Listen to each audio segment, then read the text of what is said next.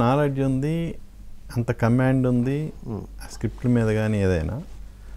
ఇంత ఉండి మీరు ఫస్ట్ టైం డైరెక్షన్ చేసే సినిమా రీమేక్ తీసుకున్నారు, అక్కడ సూపర్ హిట్ అయింది, ఇక్కడ చేశారు.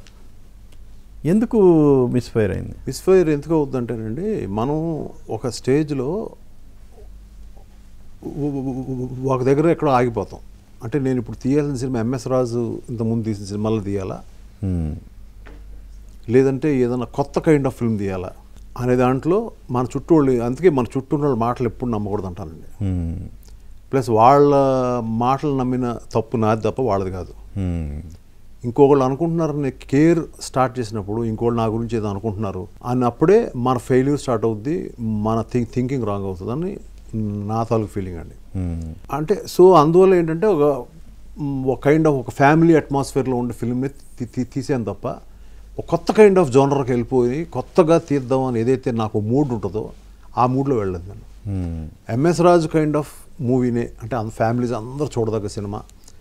అది ఏదైతే నా మీద ఒక ఆరాధన, ఒక ఒక ఇష్టం ఏదైతే ఉంటుందో ఆడియన్స్, ఆ కైండ్ ఆఫ్లోనే వెళ్దామని అక్కడ సరైన కథ దొరక్క అక్కడక్కడ తిరిగి దాన్ని రాంగ్ చేసుకోవడం జరిగింది. సో అది ఓకే. ఆ తర్వాత చేసిన సినిమాలు ఇప్పుడు మీ అబ్బాయిని ఇంట్రడ్యూస్ చేస్తూ తునిగా చేశారు. అదొకటి, మిగిలిన తను చేసిందంతా టోటల్ బయట ఫిల్మ్స్ ఏనండి. నేను కాదు చేసింది. మిగిలినన్నీ కూడా కేర్ ఎంత కానీ, లేదా అంతకుముందు ఆ తర్వాత కానీ, లవర్స్ కానీ, లేకపోతే ఇలాంటి ఎన్ని సక్సెస్ఫుల్ ఫిల్మ్స్ అన్ని మొత్తం అన్ని బయటే నాకు సంబంధం లేని సినిమాలు అండి. నేను అడిగే తుని గురించి. తూనిగా అదేనండి నేను చెప్పేది అక్కడ ఉండిపోయాను మధ్యలో. అదే వాన తర్వాత చేస్తూ బౌండరీలో ఉండిపోయాను నేను. ఈ కైండ్ ఆఫ్ ఫిల్మ్సే నేను చేయాల్సి వస్తుంది అనేది. ఆ బౌండరీ దాటి వచ్చేయడంతో కొంత సక్సెస్ స్టార్ట్ అయింది నాకు. ఒక 3-4 ఏళ్ళ క్రితం I started creating my own boundary. నేను ఇంకో ఎవడ చెప్పింది వినకూడదు, నేను అనుకుంది, నేను ఇంతకుముందు తీయంది, నేను సినిమాలు తీసుకుంటూ వెళ్ళాలి, నేను డైరెక్ట్ చేయాలి, నా విజన్లో ఉన్న నా ఇమాజినరీ థింగ్స్ నేను చేసుకుంటూ వెళ్ళాలన్నప్పుడు నా సక్సెస్ స్టార్ట్ అయింది మళ్ళీ. సో డర్టీ హ్యారీ, అది dirty Harry A kind of film అయినా కానివ్వండి, ముందు నేను ఏం చేశానో ఆ కైండ్ ఆఫ్ మూవీ నేను చేయడానికి అంత సిద్ధంగా లేను. ఏదన్నా మళ్ళీ నా ఫిల్మే ఏదన్నా పార్ట్ 2 లాంటిది చేస్తే తప్ప. సార్ మీరు అన్నారు కొత్తగా వెళ్ళాను, సక్సెస్ స్టార్ట్ అయిందని. అది రియల్ సక్సెస్గా మీరు ఫీల్ అవుతున్నారు? ఏదన్నా సక్సెస్ కదండి, ఏదైనా సక్సెస్. నేను అనేది మీ వెల్ విషర్స్ కానీ మీ అదేనండి నేను చెప్పేది, అది అస్సలు పట్టించుకున్న రోజునే మన పతనం స్టార్ట్ అవుతుందండి. Okay. Who are anybody to tell me నువ్వు ఇలాంటి సినిమా చేయని.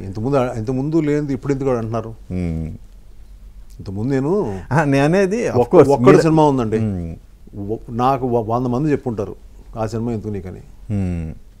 అందరూ బాగా క్లోజ్ పీపులే చెప్పుంటారు. అంత బడ్జెట్, అంత చార్మినార్ సెట్. తన కూడా బాబు మహేష్ బాబు కూడా వరుసగా 3-4 సినిమాలు బాగా ఆడలేదు.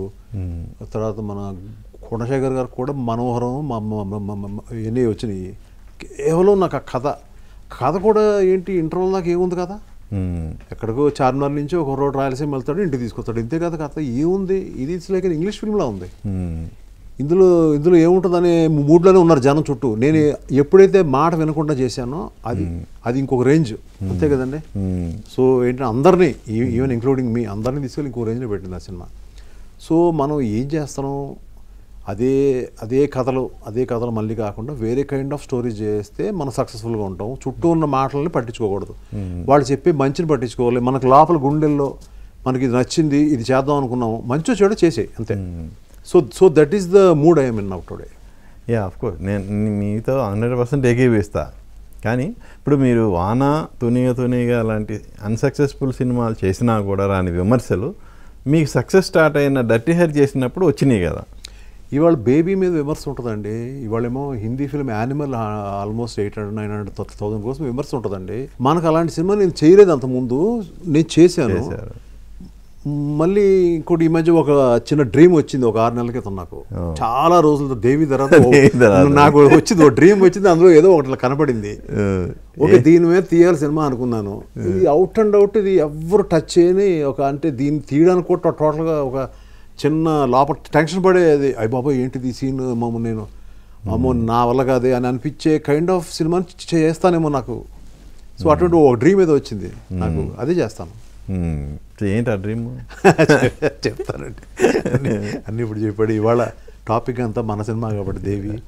ఇంకోటి సార్, ఇప్పుడు మీ నాన్నగారు చిరంజీవి గారితో 2 సినిమాలు చేశారు. మీరు ఇండస్ట్రీలో అంటే కృష్ణరాజు గారితో కాంబినేషన్లో ఫస్ట్ సినిమా చేశారు, ఆయన వారసుడితో సినిమా చేశారు, మీరు 2 సినిమాలు చేశారు. కానీ చిరంజీవి గారితో కానీ వాళ్ళ వారసులతో కానీ అసలు సినిమాలో చేయలేదు, ఏంటి రీజన్? లేదండి, యాక్చువల్గా చిరంజీవి గారితో సినిమా చేయాలండి నేను చేయాలి. డిస్కషన్స్ కూడా జరిగినాయి. ఆయన కూడా నా ఫిల్మ్స్ అని ఒక్కడు వర్షం ఇవన్నీ కూడా ఇష్టం బాగా. ఒక రోజు అయితే మేకప్ రూమ్లో ఎక్కడో నన్ను తీసుకెళ్ళి భోజనం పెడతాను, మొత్తం నువ్వు వస్తానంటానా స్క్రీన్ ప్లే చెప్పేశారు ఫస్ట్ నుంచి ఎండ్ వరకు. నేను రైటర్ని కాబట్టి బేసిక్గా నేను ఓకే, కానీ ఆయన ఒక్కసారి చూసి మొత్తం ఫస్ట్ నుంచి ఎండ్ వరకు చెప్పేశారు. ఎక్కడ లేస్తుంది, ఎక్కడ ఏ మూమెంట్ అని చెప్పేశారు అంత. సో మనం సినిమా చేద్దాం, మన సినిమా చేద్దాం అని అనుకున్నంతలో దాని మీద కథ చర్చ జరుగుతున్నప్పుడు so he was positive. So అప్పుడు ఏదో సినిమాలు చేసాము, వీళ్ళ ఫాదర్ సినిమా చేసాము, ఇప్పుడు మళ్ళీ చేయాలి అనే ఉద్దేశంతో ఆయన వెరీ పాజిటివ్గానే ఉండేవారు నాతో, ఎప్పుడు కూడా పాజిటివ్. కొడుతున్నావు కొట్టు. ఈవెన్ ఒక అంజీ వర్షం ఎన్ని ఫిల్మ్స్ ఒకేసారి రిలీజ్ అయినప్పుడు కరెక్ట్గా వారం రోజుల ముందు అన్నీ ఫినిష్ చేసి పార్టీలో కలిస్తే, పార్టీలో మోహన్ బాబు గారు, నేను, చిరంజీవి గారు అందరూ కూర్చున్నాం ఇక్కడ. కూర్చుని నా ఇంకా చూస్తున్నారు, ఏంటి సార్ అట్లా చూస్తారన్న. ఏమనయ్యా నువ్వు ఏదో నువ్వే అందరూ వేసేస్తావు ఫీలింగ్ ఉంది అంటే ఎంత పాజిటివ్ చూడండి. అదేంటండి పక్కన నా ఫ్రెండ్ శ్యాంప్రసాద్ రెడ్డి అంజీ, ఓ పక్క మీరండి, నాకు భయం వేస్తుంది మీరు అలా అంటారు. నువ్వు మరీ చెప్తాలేవయ్యా, నాకు ఎందుకో లోపల అయితే ఇంట్యూషన్ అందరినీ నువ్వు మొత్తం వేసేస్తావు అని ఫీలింగ్ ఉంది. ఆయన మాటలు నిజమైనవి పాపం. సో అంత పాజిటివ్గా ఉంటారు ఆయన. ప్లస్ ఆయన బర్త్డేకి వెళ్ళినప్పుడు నా పాటలు, వర్షంలో పాటలు అన్నీ అందరూ కలిసి డ్యాన్సులు చేసాం, పిల్లలకి వెళ్ళి అందరూ డ్యాన్స్ చేసాం. తర్వాత రామ్ చరణ్ కూడా ఇంట్రొడ్యూస్ చేయమని అడిగారు. నా దగ్గర అంటే నేను ఫ్రాంక్, ప్రాబ్లం ఏంటంటే నేను చేసేస్తాను, అబద్ధాలు చెప్పను. నా దగ్గర ఇప్పుడు లేదండి కదా, ఇప్పుడు మీరు August 22 ఎప్పుడు మీ బర్త్డే అంటున్నారు, ఓపెన్ చేయమంటున్నారు, అది రాంగ్ అవుతుంది కదా, ఏమి లేకుండా కథ ఓపెన్ చేసి కరెక్ట్గా ఓపెన్ చేయడం కరెక్ట్ కాదు కదండి, కొంచెం లేట్ అవుతుంది అంటే అప్పుడు సో వాళ్ళకి ఈ టైంలో చేయాలి ఏదో ఉంటుంది వాళ్ళకి, ఆ టైంలో చేసేసారు. పూరి జగన్నాథ్ గారికి తాతగారి సినిమా చేసేసారు అది. నేను తర్వాత ఇంకా అడలేదు. తర్వాత మన మగ ఏదో సినిమా పెద్ద హిట్ అయింది రామ్ చరణ్, మగధీర సినిమా చూసి రాజమౌళి గారికి తర్వాత రామ్ చరణ్కి ఇద్దరికి ఫోన్ చేశాను. One of the biggest films ఇది అని చెప్పేసి ఫోన్ చేశాను. సో ఆ పాజిటివిటీ ఎప్పుడూ ఉంది.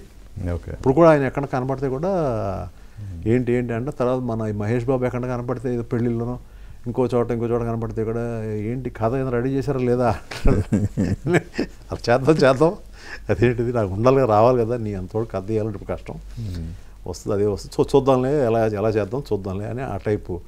అంటే చాలా వెరీ అంటే తన డేట్లు ఉన్నాయా లేదా పక్కన పెడితే, తను ఎంత బిజీగా ఉన్నాడు పక్కన పెడితే ఎప్పుడు అడుగుతాడు ఏంటి సార్ రెడీ చేశారు లేదా అంటూ ఉంటాడు. నేను చిన్నగా నవ్వేసి ఊరుకుంటాను అంతే.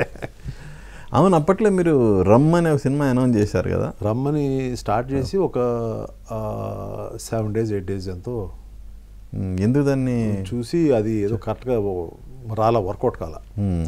అందులో కొంతమంది అమ్మాయిలు అంటే పేర్లు వద్దు కానీ వాళ్ళ ఇన్వాల్వ్మెంట్స్ నాకు అంత ఇదిగా నచ్చలేదు.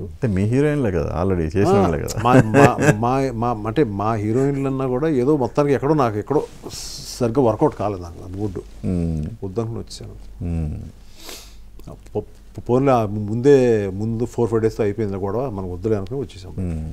అంటే ఇన్వాల్వ్మెంట్ ఎక్కువైందా వాళ్ళది, ఎలా ఇంటర్ఫిరెన్స్ కాదండి అది, ఇట్స్ నాట్ దట్ వద్దులేండి, మన పిల్లల గురించి మనం మాట్లాడేది వద్దులేండి.